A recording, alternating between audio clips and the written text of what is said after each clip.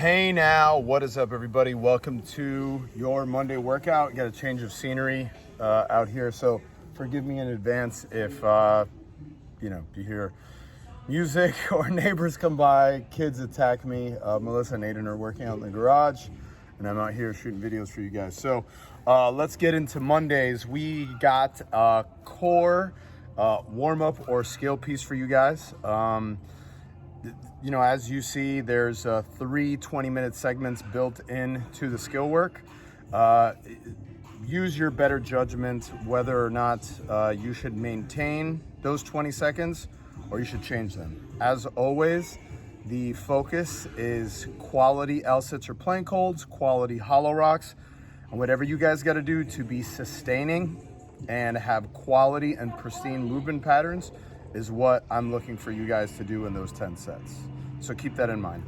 Let's move on. Adri Galera, she tested the workout for us last week, and here's what her splits were: 429, 419, and 418.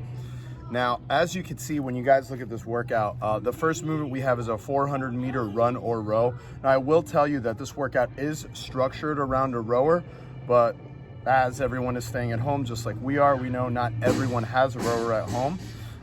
So we're giving an option for a run. Now, if you have the rower at home, we expect you to push and push hard, and that will change the nature of the workout slightly. And for those of you guys running, I need you to push really hard. You should be pushing that run. It should make you feel very, very, very uncomfortable. That's not a paced out run. So you guys understand the concept behind a workout like this. The reason why we have the run and row in there at the beginning is that's what I call a bottleneck, right? After that run or row, we have 12 thrusters, 15 burpees, and 12 thrusters. That's something that many of you, depending on the weight that you pick, can do unbroken any day of the week, right?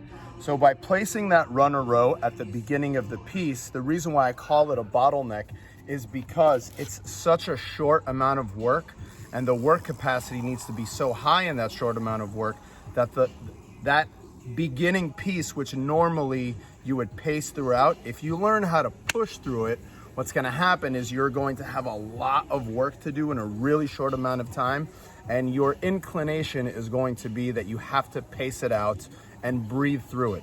Yes, breathing and pacing is important, and I don't want you to go to this isn't a 400-meter run or row PR pace, but it should be close to the 90% threshold, right?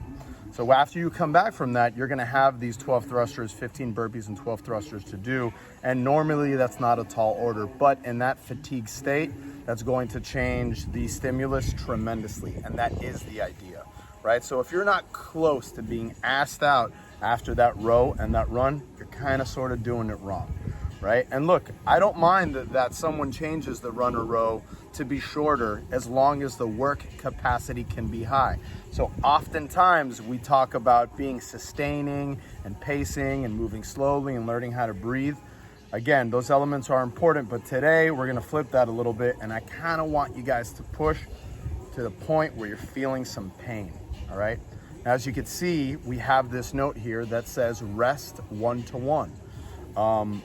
That's what we're doing. So, if your work portion takes 3 minutes, you're going to rest for 3 minutes. Anytime you see rest 1 to 1, that's what I'm talking about. Whether the work takes you 30 seconds, whether it takes you 2 minutes, whether it takes you 3 minutes, right? So keeping track is very important. I want to hit you guys with a few notes that Adri gave us. See here, she says, breathing is the most important component. Everything should be fast. The workout is structured around the rower, like I told you. And she experienced major quad loading, right? So especially for those of you guys who are going to be rowing, you're gonna jump off that rower. There's gonna be blood in your quads like crazy if you guys really push well in it.